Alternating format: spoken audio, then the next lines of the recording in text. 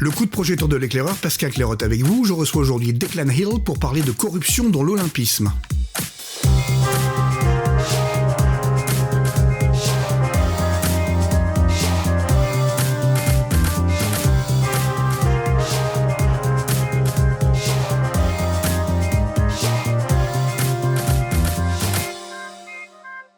Declan Hill est l'un des plus grands experts mondiaux de la corruption et du crime organisé dans le sport. Aujourd'hui universitaire, il enseigne les techniques d'enquête à l'université de New Haven dans le Connecticut. Avant cela, il a eu une longue carrière de journaliste, notamment pour la CBC, la radio-télévision canadienne anglophone publique, où il fut en particulier l'une des chevilles ouvrières du fameux magazine d'investigation The Fifth Estate. Ce dont il va être question aujourd'hui est de savoir si le CIO, le comité international olympique, est la proie des mafias, ou bien si le CIO n'est pas tout simplement lui-même une organisation mafieuse. Declan Hill, good morning. Good morning, Pascal. Thank you so much for taking the time to answer our questions. Could you please start by presenting yourself? Sure. First of all, I'll say it's a great honor. I'm a Francophile. I love your country. Anything outside of Paris, I think, is paradise. And it's a great pleasure to be on here. May I interrupt? Please. Anything outside Paris is paradise? Well, thank you. Anything outside of Paris is paradise. Le reste de la France, à l'extérieur de Paris, c'est le paradis. J'aime bien les Parisiens, but it's too crowded. It's too much for me. I love outside of Paris, France. It's just gorgeous, wonderful. Before you became an academic, what did you do? Look, I've been an investigative journalist now for a number of decades. My specialty is organized crime and corruption in international sport. While I was covering the war in Iraq, I was fortunate enough to get a PhD scholarship to go to the University of Oxford in England. And there I worked with one of the great centers and one of the great supervisors, a guy called Diego Gambetta, who is the world's expert in the Sicilian mafia. And he and I put together a plan to study match fixing, how organized crime gets into sports, particularly football matches. And so I infiltrated a gang of Asian match fixers that traveled around the world. They still travel around the world. The gang is fairly robust. It still fixes and corrupts matches all around the world. And wrote 2 international best-selling books about my experiences, about how these guys work. So I've got a real close experience with organizations like the International Olympic Committee and FIFA and these organizations that are purportedly guardians of international sport. I don't think they frankly are. I think we need a wholesale change of them. But I've seen how they operate up close and personal. Yeah, so could you please take the time to explain how the IOC, the International Olympic Committee, works? It's quite different from the FIFA, as far as I understand. Look, one of the things that I get asked now, I'm a university professor here in organized crime and corruption, and a lot of Americans come to me and they ask, hey, listen, buddy, is the LCN, La Cosa Nostra, as powerful now in 2024 as it was in the 1990s? And I say no, it's not, because at the end of the Cold War, the corporate structure no longer needed the organized crime guys to bust unions and be, vessels of corruption. But what has happened is that corporations here in America have become organized crime units. And you cannot understand American society until you understand how the mafia works. And I would make the argument, Pascal, to all your listeners, is it's the same thing with international sporting organizations. They work very close to the model of organized crime. I'm not suggesting Thomas Bach and the other guys are capo de capos and they have people killed. I'm not saying that. But I'm saying the structure of protection is the same inside the IOC. So if you want to be the president and you want to be a senior official of these organizations, you need votes from the national assemblies. So, be it the French Olympic Committee or the Italian or the Russian or the Chinese or the Australian, whatever country in the world, you vote for the president of these international sporting organizations. May I interrupt again? Please. The IOC is not functioning like the FIFA does with one country, one vote, doesn't it? It's a tad more opaque. No, it's not. But it is the same structure. It's the same that you can have a relatively well-run organization like the French Olympic Committee. I could make complaints about it. I'm sure many of our listeners could. But it's essentially a not bad run organization. The Chinese Olympic Committee, many of the African countries, the Russians, of course, are cesspools of corruption and complicity with either organized crime or corruption. And so when you're head of the International Olympic Committee, you're dealing with all factors around the world. You're dealing with these organizations that are implicitly corrupt themselves. So you give them protection, they give you protection, and you continue to be the president of these large organizations. If you really try to challenge the status quo, you're going to be out of the next election. So you're mentioning Russia and China. It's kind of a public knowledge that doping is an issue, but the worst scandals are coming from the US, aren't they? I'm thinking, of course, of Lance Armstrong. And I think you've got a good point. And please, listeners, I don't want you thinking that I'm one of those Western journalists who is not critical of their own institution. This isn't some kind of propaganda, banging the drum, yay America, yay Canada, yay France. Let's be skeptical, let's be cynical, let's be independent thinkers. But if you look at the Lance Armstrong doping case, he was brought down by the Americans themselves. Travis Taggart, who I do an interview with for my podcast, Crime Waves, was very clear that he was the guy in his organization, the United States Anti-Doping Agency, was the agency that brought down Lance Armstrong. And Travis Taggart, when he was talking with me, talked about the extraordinary pressure that they were under as they did their investigation into wide-scale doping of Lance Armstrong and his team. They were getting death threats. They were getting FBI warnings. There were people around his house at 3 o'clock in the morning. He had politicians in Washington publicly stating, our objective is to bring your organization down. Not Lance Armstrong, not will support whatever the truth is. Before any investigation had even, really got going, they were saying simply for questioning Lance Armstrong, we are going to bring down United States Anti-Doping Agency. Now, Travis Taggart, in my opinion, is one of the heroes of sports integrity in the world. And inside America, he was willing to critique and take down a national hero, a national icon like Lance Armstrong. Let's cut away to the Russian Olympic Committee. And again, I love Russian culture. I like, in general, Russians. So this is not some kind of stupid, one-sided, blind attack. These are facts. It's come out in very well-documented investigations over the last few years. But let's start with two whistleblowers, Vitaly and Yulia Stepnov. And they went on the worst first date, I think, in the history of love, certainly since Romeo and Juliet. And he was an anti-doping official who loved his work, wanted to have clean sport, non-doping sport in Russia. And he met this beautiful young track star, and he asked her out for a date, and they go out on a date, and things are going a little badly. And so they're sitting in his car, and she turns to him and goes, you do know that everything you do is bullshit. Please excuse my language, but that is the words that she used. Not only are all the top Russian athletes doping, your bosses at the anti-doping organization are directing us, are coaching us in doping. They're coaching, they're giving us the stuff. And it's not just me, it's the widespread system. You must be the biggest idiot in the world if you don't know that.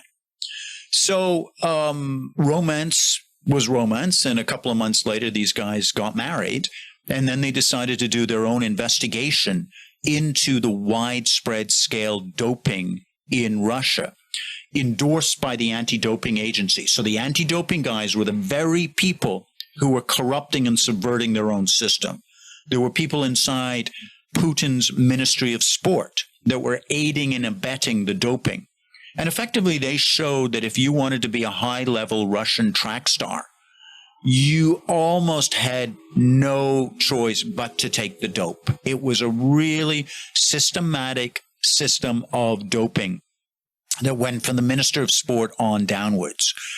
This has been shown to be true, not only by their own investigation, which they engaged with and filmed people offering and giving them these dope stuff, but also Richard McLaren, a Canadian investigative lawyer who was hired to review the case, and he really showed the systemic nature of doping in Russia.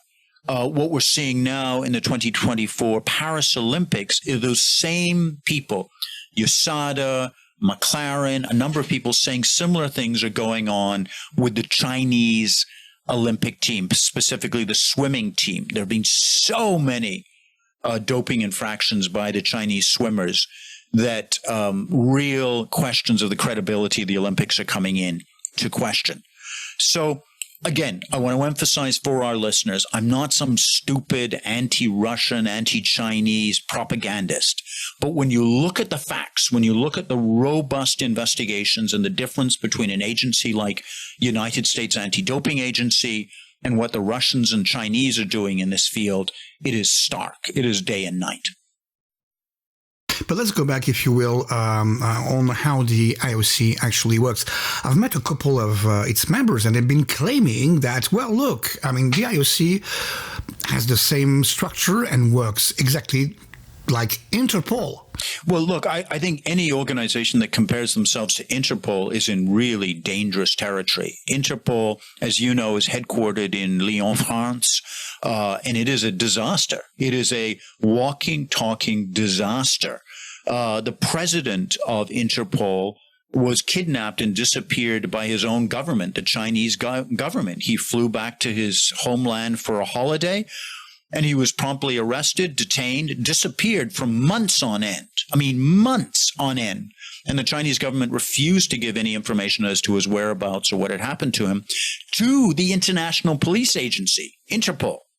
So how Interpol can give any sense of credibility, any security, anything to police agencies or whistleblowers from around the world when they can't even protect their own president is outrageous. They've never been. Look, as you know, Pascal, as well, if not better than I do, their international arrest warrants are a joke. What's happening now, again, I don't mean to seem biased, but this is a well-documented case. Many lawyers will tell you that international arrest warrants do not exist. Do you mean the red notices? No, Interpol is now being used by human rights challenged regimes to arrest their critics, to arrest poets, professors, authors, opera directors who are protesting nonviolently against these regimes. So for the International Olympic Committee to say, as you know, comparing themselves to Interpol, I'm not sure which is worse. It truly is.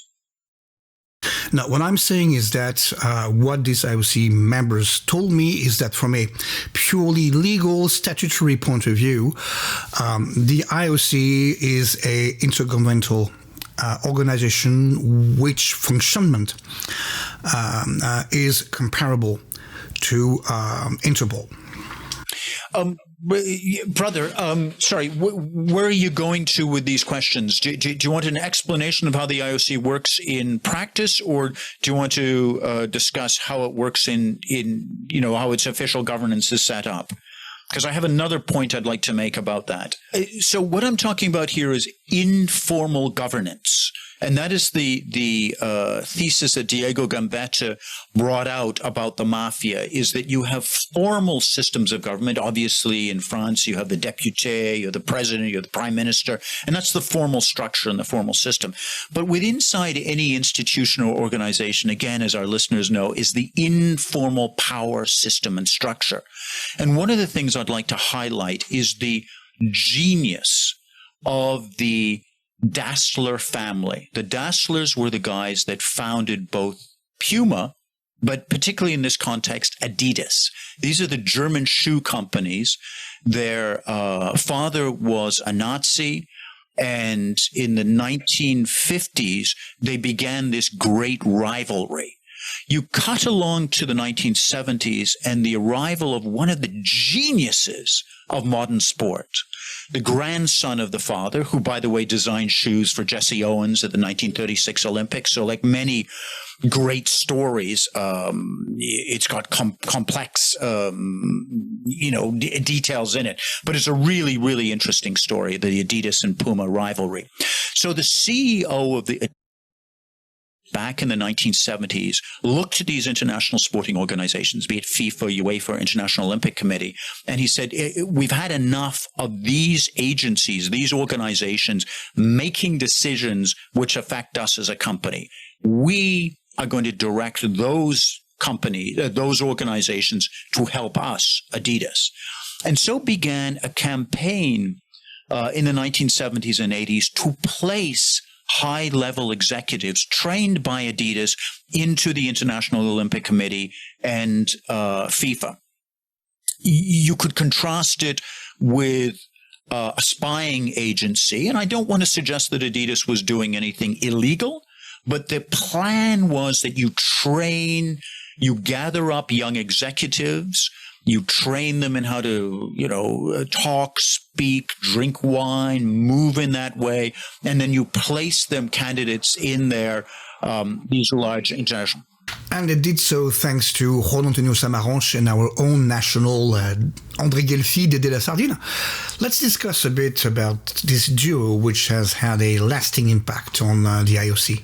Look, Samaranch was Juan Antonio Samaranch, the man that took over the Olympics in the 1980s, was without doubt a former fascist. I mean, there's no question that he was a henchman for Generalissimo Franco. I mean, it was absolutely. But what I'm talking about is actually the fruition of this long-term plan by the Adidas family, the Dassler family in the 1970s, really came to fruition in 2012. So 10, 12 years ago, when the very heads of both FIFA and the International Olympic Committee were Adidas protégés.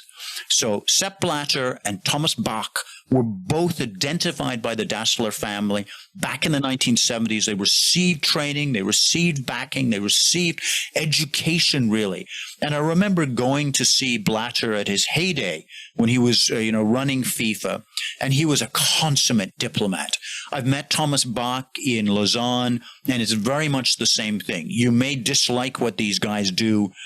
Officially, you may find, as I do, that there are many problematic issues in those agencies and organizations, but they are master diplomats, and they received their training from Adidas.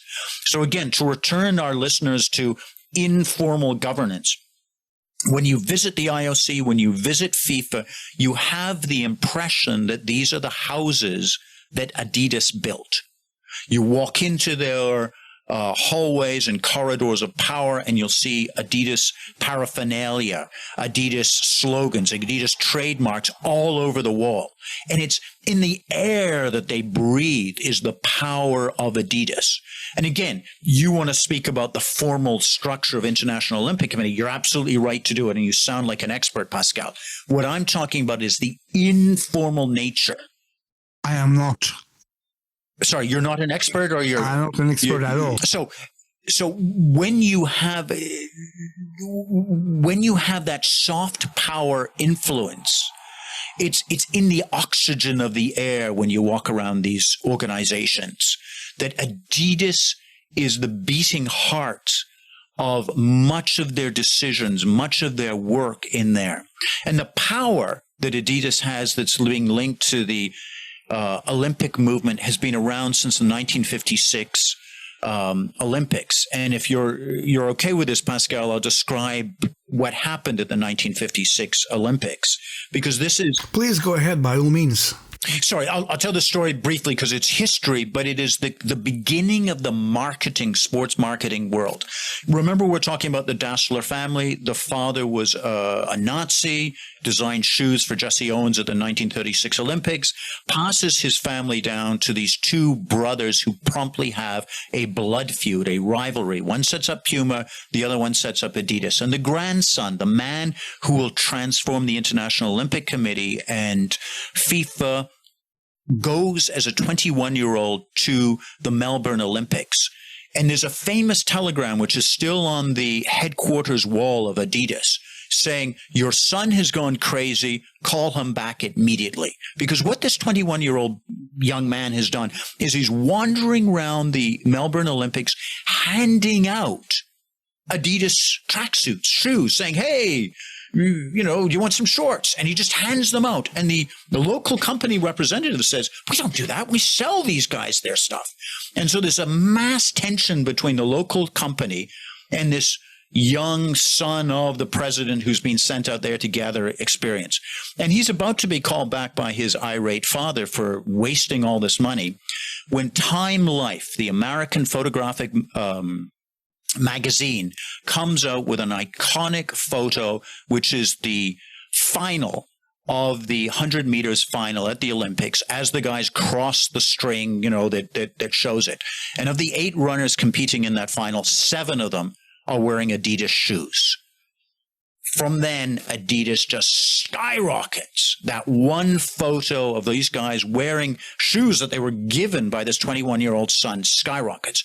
So for all of us listeners now in 2024, we're thinking, hey, May, of course, you know, this is nothing. But that moment, 1956, was the moment that sports merchandising and marketing began. And it's the same genius that even though he's been dead now for 30 years, he died prematurely of cancer in his late 40s in 1986, Horst Dassler continues to have massive influence inside the corridors of power of both FIFA and International Olympic Committee.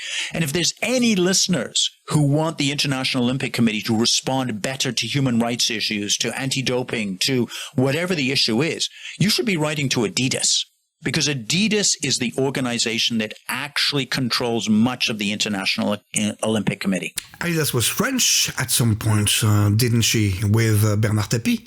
That was the French Olympic, that was the French Adidas company. I'm talking about the parent Olympic Committee. I'm confusing now Adidas and things. But there is still Adidas parent company, which is a German company in a small village in southern Germany. And on the opposite side of the river is the headquarters of Puma, the shoe company which was formed by the rival brother.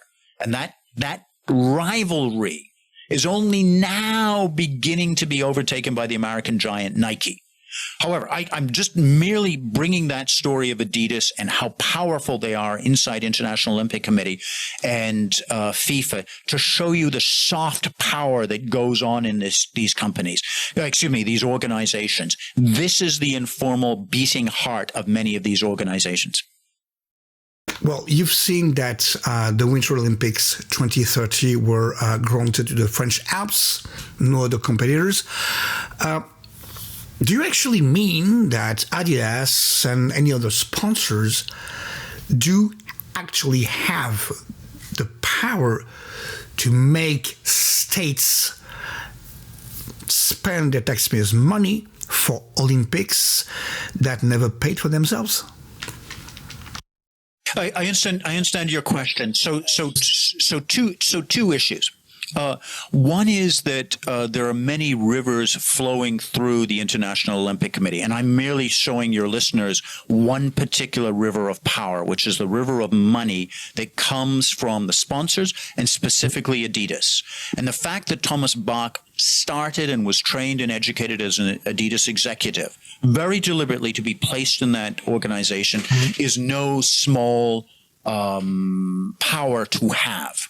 Two, what you're talking about with the decision of where to place the Olympics, I'm sighing, Pascal, because it is notorious for its corruption. again, if there are people who doubt this or want to get more information, what I suggest you do is look at the U.S. Congressional Inquiry on the placing of the Salt Lake City Olympics in 2002. There they gave chapter and verses to the bribery and the corruption that was going on into the placement of those, hosting of those games. Much has changed in the International Olympic Committee, but there's still... I don't think so. Pascal, I will never take a rhetorical pause in our interview again, because I keep pausing and then you jump in with a question. But I was pausing for dramatic effect, saying many things have changed, and then I was going to take the pause and go, but there are many things that remain the same.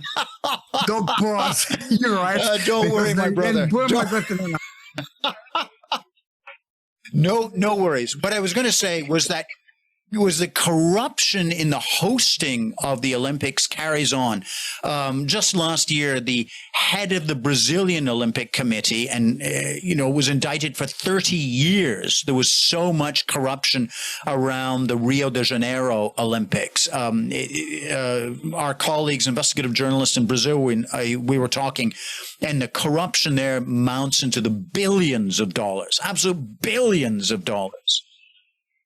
And during the Olympic Games, one of the really senior officials in the Olympic Committee was arrested in his hotel suite because he was selling the tickets to black market criminals. So he would receive these free tickets and then he would hand them over. He would sell them to criminals who would then sell them on the black market. So the level of corruption goes from the billions of dollars to this petty little crime of these really senior Olympic officials. So that's the issue of the Olympics is twofold. One is the soft power of these sponsorships moving, directing the organization as they would like it to go. And two is the placement of the hosting of these Olympics. In my opinion, for what it's worth, I think the Olympics should be given to Greece in perpetuity. And you and Switzerland can argue where the winter should be. I think it should be either France or Switzerland. I would argue France and the French Alps. No, thank you. No, thank you. No, thanks. No, you don't want them. All right, we'll give them to Switzerland then. Not that anyone listens to me. Yeah, but point is, in the Alps right now, no one wants these Olympics. Well, besides, corrupt real estate developers, construction companies, and mayors of ski resorts. But the people was not asked, of course. Have you guys had a referendum? Because every time in the last few years that there's been a referendum in a Western democracy, be it Canada, Norway, Sweden, wherever, where people have said, "Do you want to host the Olympics?" They've lost. No. People, again, like our listeners have looked at it, said, "Oh, this seems really glamorous," and then looked at the bill and they went, "No, we don't want our taxes going on." Well, I am from Grenoble. I was not born there, but this is where I grew up. Now, guess how many years it took the city of Grenoble to pay back 20% of the deficit of the Winter Olympics in 1968. I will guess from the 1976 Olympics in Montreal, where I grew up, because that was basically the Cotroni Godfather Mafia family that built the thing. Let me guess, 76, 25 years? So how many years did it take your guys to finally pay the bill? 28 years with a 230% increase in local taxes. Unbelievable. Yeah. You can see why the average citizen in the world is like, I don't want to, this is nonsense. I want to get my again, if there are people who are skeptical, and I know I've done many interviews like this, and many good faith people listen to me and think, oh, it can't be that corrupt. It can't be rife with so much conflict of interest. And you, Pascal, know this, but I speak to our listeners. If there's anything that you're doubting, please look at the Richard McLaren reports about the scale of doping. Please look at the Brazilian anti-corruption issues where prosecutors, good faith prosecutors, stepped in 5-6 years after the Rio de Janeiro Olympics and went, oh my gosh, there's so much corruption, and ended up jailing the president of the Brazilian Olympic Committee for over 30 years for outrageous corruption.